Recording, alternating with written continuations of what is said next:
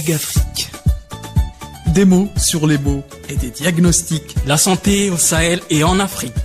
Maladies, Traitements, soins, protocoles, prévention. Un check-up hebdomadaire de l'actualité médicale en Afrique. Ifriqiya FM, Votre bien-être santé. Santé Magafrique. Bonjour l'Afrique, bonjour à tous, heureuse de vous retrouver pour ce nouveau numéro de Santé Magafrique sur les ondes de Ifriqiya FM. Santé Magafrique est consacrée à la situation sanitaire du continent africain. Ravi d'être accompagné du docteur Elias Khamouk, chef de service des maladies infectieuses. Bonjour docteur, ça va? Bonjour Samal, ça va très bien et toi? Ça va, tranquille. Notre docteur nous a choisi comme sujet la méningite, une pathologie qui se caractérise par une inflammation au niveau des méninges, les membranes qui entourent les tissus du système nerveux central, soit le cerveau et la moelle épinière. Je vous tends la perche, docteur, pour nous parler davantage de cette pathologie. Alors en fait, on dit méningite au pluriel parce que il y a plusieurs types de méningites. Il y a des méningites infectieuses, il y a des méningites non infectieuses. Bien sûr, les méningites infectieuses, c'est les plus fréquentes et comme tu l'as si bien dit, c'est une inflammation des méninges. C'est quoi les méninges? C'est des membranes. Donc il y a 3 membranes. Il y a la dure mère, la pimère, l'arachnoïde qui entourent le système nerveux central. Donc ils entourent le cerveau, ils entourent la moelle épinière. Et à l'intérieur de ces méninges, donc c'est de ces membranes, il y a un liquide, ce qu'on appelle le liquide céphalorachidien. Et quand il y a une méningite, il y a une inflammation à la fois de ces membranes et du liquide. Le plus souvent, les méningites sont d'origine infectieuse. Le plus souvent, c'est viral. Ça peut être bactérien, ça peut être parasitaire, ça peut être non infectieux. La virale, en général, elle est bénigne, mais on a souvent des formes très graves. C'est pour ça que les méningites sont des véritables urgences médicales. Quand on a une méningite, c'est une urgence médicale. Ça pardonne pas, ça n'attend pas. L'incidence, elle n'est pas très connue. On n'a pas exactement les chiffres de nombre de cas, mais on sait qu'à peu près, on a 500 000 décès par an dus aux méningites dans le monde. Les méningites virales sont les plus fréquentes par rapport aux méningites bactériennes. Et on a une particularité, puisque on s'appelle Radio Ifriqiya FM, c'est qu'on a ce qu'on appelle la ceinture méningitique au niveau du Sahel. Les 13 pays du Sahel sont touchés par la méningite à méningocoque. C'est une bactérie particulière qui sévit dans cette zone et on appelle la ceinture méningitique. C'est pour ça qu'on va parler de ça dans la prévention. Quand on voyage dans ces pays-là, de préférence de faire un vaccin contre le méningocoque qui est agent de cette méningite. Par rapport à l'historique, les méningites sont connues depuis l'Antiquité. C'est décrit même par Avicenne, Ibn Sina, qui parle de méningite. L'existence des épidémies, par contre, elle est relativement récente, début du 19e siècle. Et puis 1944 et pas la découverte, mais la pénicilline, donc il est le premier antibiotique efficace contre les méningites. Il y a une amélioration du pronostic par rapport à cette maladie. Et puis au fin du XXe siècle, on a fabriqué le premier vaccin contre les méningites. C'est le vaccin contre une bactérie qu'on appelle l'Haemophilus influenzae, qui touche beaucoup les enfants. Et grâce à ce vaccin, on a diminué beaucoup le taux de mortalité chez les enfants. Donc voilà une petite introduction sur les méningites. Voilà. Et qu'en est-il, docteur, de l'origine de ces méningites ou des racines? Comment elles ont débuté, surtout en Afrique? Alors, je vous ai parlé de la ceinture méningitique au niveau du pays du Sahel, qui est due à une bactérie qu'on appelle le Neisseria meningitidis, ou plus communément le méningocoque, mais il y a d'autres agents. J'ai dit que les méningites virales, c'est les plus fréquentes. On a par exemple les entérovirus, c'est un groupe avec le rotavirus, le coxsackie-virus, par exemple. On a l'herpès virus qui donne des méningites ou des méningoencéphalites. C'est quoi la différence entre méningite et méningoencéphalite? Méningite, c'est inflammation des méninges. Méningoencéphalite, c'est à la fois inflammation des méninges et du cerveau, donc de l'encéphale. Donc c'est plus grave, bien sûr. Et puis on a des méningites qui sont dues à l'HIV, donc au sida, qu'on retrouve chez les patients qui sont dans un état avancé de l'infection à VIH. Les méningites bactériennes qui sont moins fréquentes, mais plus graves. Chez les tout petits, donc les bébés qui ont moins de 3 mois, on trouve des bactéries comme le Streptococcus, comme les Escherichia coli, comme le Listeria, dont on a parlé dans les infections du bétail, qui touchent l'homme. Chez les enfants qui ont plus de 3 mois, on a des bactéries comme l'Haemophilus influenzae, le Neisseria meningitidis ou méningocoque, le pneumocoque. Chez les adultes, on peut trouver du méningocoque, du pneumocoque, de la listeria, la tuberculose, qui, rappelons-le, peut donner des méningites. On parle pas que de tuberculose pulmonaire, il y a des méningites tuberculeuses qui sont plus graves. Il y a le syphilis qui peut donner des méningites, il y a la maladie de Lyme. Et il y a d'autres bactéries, donc on a plusieurs agents pathogènes qui peuvent nous donner des inflammations des méninges qu'on appelle aussi des méningites. Et elles sont d'origine ou très souvent d'origine infectieuse. Le plus souvent d'origine infectieuse. On peut avoir des méningites qui sont pas infectieuses. Hein. On peut avoir des méningites cancéreuses ou ce qu'on appelle aussi des méningites carcinomateuses. Donc c'est des personnes qui font des cancers et qui ont inflammation des méninges, et quand on fait l'examen, et on va parler dans le diagnostic, on va trouver des cellules cancéreuses. Il y a des méningites inflammatoires dues à des maladies inflammatoires, des maladies auto-immunes comme la neurosarcoïdose, comme la maladie de Behçet, donc qu'on appelle aussi maladie de Behçet. C'est des inflammations généralisées du corps et qui donnent aussi des inflammations des méninges.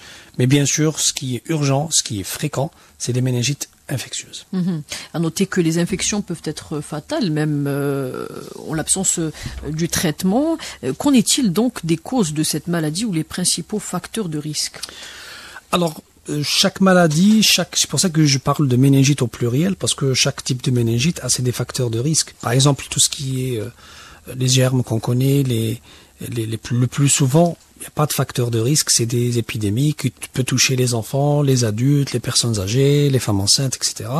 Mais comme la listeria est souvent retrouvée chez les personnes diabétiques et chez les femmes enceintes.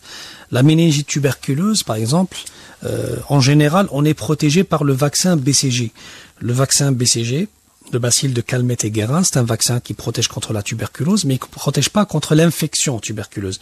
Il protège contre les formes graves, comme la méningite tuberculeuse. Des germes comme le pneumocoque, généralement ça survient chez des personnes qui ont déjà fait une fracture au niveau du crâne. Il y a un contact avec le liquide céphalorachidien, avec le milieu extérieur qui est contaminé. Comme les gens qui ont perdu leur rate, soit par acte opératoire, soit par maladie, qui sont plus susceptibles à ce genre de bactéries. C'est pour ça on vaccine pas tout le monde contre le pneumocoque, on vaccine certaines personnes. Donc vous voyez que il y a certaines bactéries, certains virus qui viennent chez les personnes vulnérables, mais il y a beaucoup de bactéries et de virus qui viennent chez n'importe quelle personne. Donc toute personne peut être victime de grippe, comme elle peut être victime de méningite. Voilà, donc c'est pour les raisons grosso modo. Donc il existe plusieurs types de méningite, vous dites docteur. Quelles sont les plus fréquentes? La plus fréquente, c'est les méningites virales. Parce que vous savez, un virus, ça se transmet rapidement, comme la grippe, comme les entérovirus, comme l'herpès virus. Les plus fréquentes, c'est les virus. Et si tu permets, on va parler des symptômes, parce qu'il y a beaucoup d'auditeurs on va parler des symptômes. Donc les plus fréquentes, 4 fois. On a 4 fois plus de virus que de bactéries. C'est les virus qui sont tant mieux. Généralement les méningites virales, c'est les plus bénignes. Dans 90% des cas, on peut même guérir tout seul d'une méningite virale.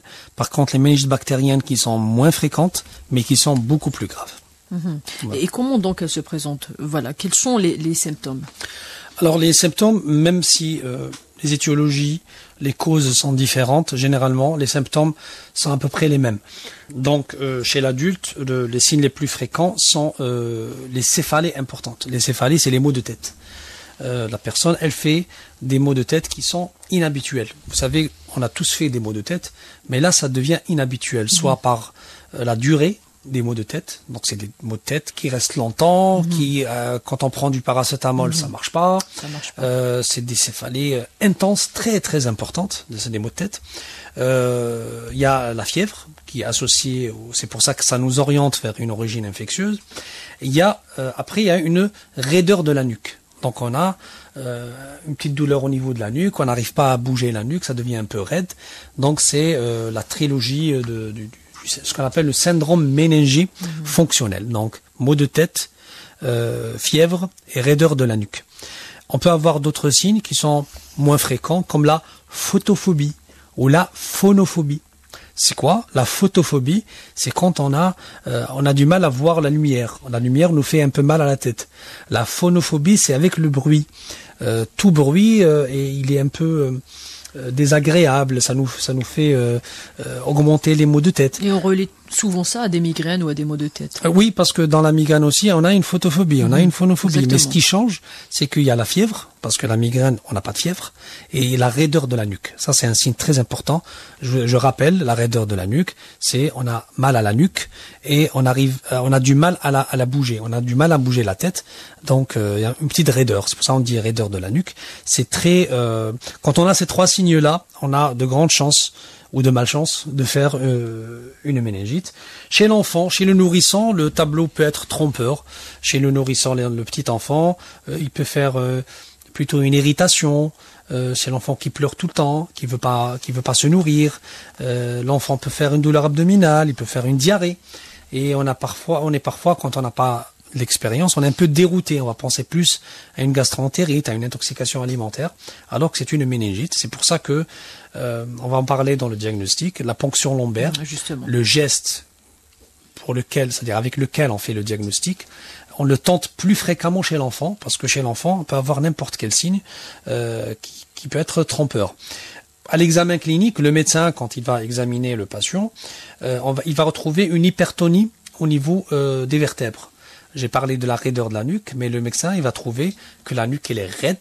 On va chercher ce qu'on appelle les signes de Körnig, les signes de Brudzinski, qui vont prouver qu'il y a une hypertonie au niveau de la nuque, au niveau du dos. C'est les muscles du dos, les muscles de la nuque qui vont devenir rigides, un peu douloureux. Ça, c'est les signes d'une irritation, d'une inflammation des méninges. Et on va chercher des signes de gravité. Parce que les signes dont j'ai parlé, c'est des signes de méningite. Mais il y a des signes de gravité. Par exemple, une atteinte de la conscience.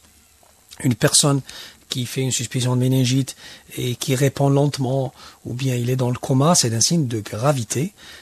Là, on parle pas de méningite, on parle de méningo-encéphalite. C'est une atteinte des méninges et du cerveau. Personne qui fait des convulsions, par exemple. Il y a d'autres signes qui sont graves, mais il faut bien les chercher. Ce qu'on appelle un purpura pétéchial, c'est des taches au niveau de la peau. Donc c'est des taches de sang qui signent une atteinte très très grave de méningocoque en général. C'est des méningites qui sont très très graves. C'est une urgence vitale. Donc ça, c'est par rapport aux symptômes qu'on retrouve le plus souvent. Donc vous dites que les symptômes changent d'une personne à l'autre et l'âge il joue aussi un rôle. De votre côté, docteur, comment vous diagnostiquez la personne atteinte de méningite, ou quelles sont les données qui vous feront dire que la personne est atteinte? Très bien, très bien. Alors, si la personne, même si elle présente les maux de tête, la raideur, la fièvre, on examine, on trouve, ça reste une suspicion de méningite.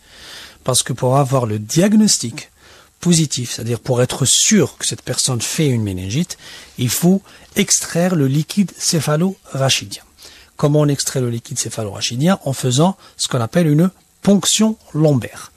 Une ponction lombaire, c'est on introduit une aiguille au niveau du dos du patient, c'est-à-dire entre les vertèbres, la région lombaire, donc c'est la région basse du dos, c'est pour ça qu'on parle de ponction lombaire, et on va extraire un liquide céphalo-rachidien. Ce liquide, il peut être transparent. Dans les normes, il est transparent. Normalement, il est transparent. Il peut être transparent, il peut être trouble. Ça ressemble un peu, c'est comme quand on cuit du riz, l'eau de riz, il est un peu trouble. Comme il peut être franchement purulent. On peut avoir du pus qui sort. C'est ce qu'on appelle une méningite purulente. Et quand on analyse ce liquide-là, c'est là où on aura le diagnostic de confirmation, qu'il y a une inflammation des méninges. Donc on va analyser le nombre de cellules. Normalement, il n'y a pas plus de 2 cellules par millimètre cube. Et quand il y a beaucoup de cellules, c'est qu'il y a une inflammation. On peut avoir carrément des bactéries. Quand on examine au microscope, on peut trouver même des bactéries à l'examen direct. On va voir les bactéries et on peut avoir une orientation. Est-ce que c'est un pneumocoque? Est-ce que c'est un méningocoque? Est-ce que c'est une autre bactérie? Et on met le liquide en culture cellulaire. On met en culture pendant 2-3 jours pour avoir un résultat. Est-ce que c'est une bactérie qui va pousser sur ce liquide? Et on va doser le taux de protéines dans le liquide. On va doser le sucre dans le liquide. On va doser le chlore dans le liquide. Et avec tous ces paramètres-là, déjà, on va dire que c'est une méningite. Et on va avoir une orientation sur l'étiologie. Est-ce que c'est une méningite bactérienne? Est-ce que c'est une méningite virale? Est-ce que c'est une méningite tuberculeuse? Et parfois, si on trouve malheureusement des cellules anormales, ce qu'on appelle des cellules cancéreuses, on va penser à une méningite qui n'est pas infectieuse, qui est une méningite carcinomateuse. Il y a des techniques modernes aussi comme la PCR, dont on a parlé beaucoup dans la Covid. On va prendre le liquide céphalorachidien qu'on a extrait, on va faire une PCR, et il va nous donner l'étiologie de la méningite. Est-ce que c'est un virus? Est-ce que c'est une bactérie ou autre? Il y a d'autres examens qui sont plus secondaires comme les hémocultures. Les hémocultures, c'est quoi? C'est qu'on fait une culture mais avec du sang, pas avec du LCR, pour trouver telle ou telle bactérie. On peut faire, quand il y a des signes, je vous ai parlé de perte de conscience, de convulsions, etc., on doit faire des examens radiologiques, un scanner, ou au mieux une IRM qui va chercher une atteinte du cerveau, une atteinte du cervelet. C'est des complications, parce qu'il y a malheureusement des complications par rapport aux méningites, et on va en parler. Ça, c'est pour le diagnostic. Vous voyez que même si on est un très bon médecin, on ne peut faire l'examen de diagnostic de la méningite qu'après avoir fait extrait le liquide céphalorachidien et l'examiner. Voilà. Et bien évidemment, après le diagnostic et l'affirmation, vient le traitement. Comment traiter, docteur? Alors le traitement, ça dépend de la forme, ça dépend des complications. Avant de parler du traitement, je dois parler des complications, parce que j'ai dit que la plupart des méningites, c'est des méningites virales, qui sont bénignes. Même si on hospitalise le patient, on fait juste le surveiller, ou bien on donne un traitement symptomatique, du paracétamol pour des maux de tête, une hydratation. S'il vomit, on va donner un traitement contre les vomissements. Par contre, les méningites bactériennes, elles sont plus graves, parce que si on les traite pas, on aura des complications. C'est quoi les complications? Par exemple, pour la bactérie méningocoque, on peut avoir un sepsis sévère, c'est-à-dire une infection généralisée. Ça ne sera pas une infection des méninges, mais une infection généralisée du cerveau, du cœur, du rein, etc. On peut faire un choc septique. Et si c'est pas rapidement pris en charge, c'est le décès. Pour le pneumocoque, c'est des complications plutôt locales, parce qu'il y a une atteinte des méninges au début, et puis il y a une atteinte du cerveau. Le patient fait ce qu'on appelle une hypertension intracrânienne. Il y aura un œdème, donc il y a de l'eau qui va se constituer au niveau du cerveau, et vous savez très bien que le crâne, qui est fait d'os, n'est pas extensible. Donc s'il y a une pression importante, le patient risque de faire des complications comme une cécité, donc une perte de la vue, une perte de l'audition, garder des convulsions pendant longtemps, qu'on appelle une épilepsie. Il peut faire une infection au niveau du cerveau et faire un abcès du cerveau, un abcès du cervelet, qui sont vraiment dramatiques, et la prise en charge elle est très difficile, parce que il faut à la fois un traitement antibiotique mais aussi de la chirurgie. On doit opérer le cerveau, c'est très très délicat. Donc voici pour les complications. Et une méningite bactérienne qui n'est pas traitée, elle est mortelle. Au bout de 3 jours, 5 jours, 7 jours, je sais pas, ça peut être, mais c'est mortel. Donc il faut toujours, donc c'est pour ça qu'il faut toujours diagnostiquer. Si on trouve que c'est plutôt une méningite virale, c'est plus sécurisant, c'est moins grave. Si c'est bactérien, c'est une urgence vitale. Pour la prise en charge, si c'est bactérien, il faut donner un traitement antibiotique. Et le traitement antibiotique, il ne doit se faire que à l'hôpital et par voie intraveineuse. Le traitement, il peut aller de 7 jours pour les méningites bactériennes les plus simples, jusqu'à 12 mois pour la méningite tuberculeuse. Donc vous voyez que c'est un groupe qui est hétérogène, mais le traitement antibiotique, il doit être en intraveineuse par rapport aux infections bactériennes. Bon, pour la tuberculose, c'est un traitement par voie orale pendant 9 mois jusqu'à 1 année. Hein. C'est très très lourd comme traitement. Pour les autres, j'ai dit que c'était un traitement symptomatique, donc du paracétamol. Si on vomit, du traitement antiémétique. Si on convulse, on va donner des traitements comme le Valium ou le Gardénal pour lutter contre les convulsions. Et je vous ai dit, quand il y a une complication, un abcès du cerveau, il faut opérer. C'est très très lourd. Parce que le cerveau, c'est très délicat. Donc vous voyez qu'il faut, plus on traite rapidement, plus on évite les complications et les décès. Donc il faut consulter, il faut faire des bilans, il faut et aussi l'inflammation des méninges peut également être la conséquence des pathologies générales. Oui. Comme le cancer ou les maladies inflammatoires telles que le lupus. Et comment cela se fait-il? Alors c'est ce genre de maladie. Il y a les cancers. Vous savez que les cancers, c'est quoi? Le cancer, c'est des cellules anormales. C'est des cellules fabriquées par le corps, mais elles sont anormales et elles échappent à toute règle. Donc c'est des cellules qui vont voyager, qui vont se multiplier, qui vont causer des problèmes. Et c'est pour ça qu'on parle par exemple de métastase. Métastase, c'est quand les cellules viennent d'un organe, ils vont migrer vers un autre organe. Par exemple, on peut faire un cancer du poumon et avoir des métastases au niveau de l'os. Donc c'est les cellules cancéreuses du poumon qui ont voyagé, soit par le sang le plus souvent, ils vont aller ailleurs et faire métastase. Et la méningite qui est due au cancer, qu'on appelle la méningite carcinomateuse, c'est des cellules anormales qui viennent soit à côté, soit d'un autre organe très loin, qui vont voyager, venir au niveau des méninges, se multiplier et induire une inflammation, c'est-à-dire une méningite. Et quand on fait l'examen, on va trouver des cellules anormales au niveau du LCR, donc le liquide céphalorachidien. Pour les maladies générales, c'est des maladies inflammatoires. C'est des maladies auto-immunes comme le lupus, comme la sarcoïdose, comme le Wegener, comme la maladie de Behçet, ou qu'on appelle aussi la maladie de Behçet, c'est des inflammations générales. Donc on a le rein qui est inflammé, le cœur qui est inflammé, mais aussi le cerveau qui est inflammé. Donc automatiquement une inflammation des méninges. On cherche des virus, des bactéries, on va trouver juste une inflammation et il faut faire des investigations pour être sûr que c'est pas une maladie infectieuse, mais c'est une maladie inflammatoire. Et bien que des cas de méningite peuvent être identifiés sur tout le continent africain, il y a une région spécifique appelée la ceinture africaine de la méningite. Elle est d'ailleurs la plus affectée par la maladie. Qu'est-ce qui fait ou cause cette vulnérabilité dans cette région? Mais avant ça, il faut préciser que la région dont on parle s'étend de l'ouest vers l'est du continent, s'étendant du Sénégal à l'Éthiopie et comprend le territoire de 26 pays. Oui, malheureusement, c'est toute la région du Sahel qui est touchée par cette maladie. C'est pour ça qu'on appelle ça la ceinture méningitique de l'Afrique. C'est dû essentiellement, alors c'est des épidémies, c'est des épidémies qui se répètent régulièrement et c'est un défaut de vaccination. C'est un défaut de vaccination. C'est pour ça que pour tout voyageur qui va voyager dans ces pays-là, mais il n'y a pas que cette zone-là. Il y a la zone aussi du pèlerinage, la Mecque. Quand on va faire le pèlerinage, on doit systématiquement être vacciné contre cette bactérie parce que vous savez très bien que c'est une zone où tout le monde se regroupe, des pèlerins qui viennent de tous les pays du monde. Donc il y a un gros risque de transmission et on va en parler plus dans la prévention. Si tu permets, Samar, on va directement entrer dans la prévention. Alors la prévention, vu qu'il y a plusieurs étiologies, donc il y a plusieurs types de prévention.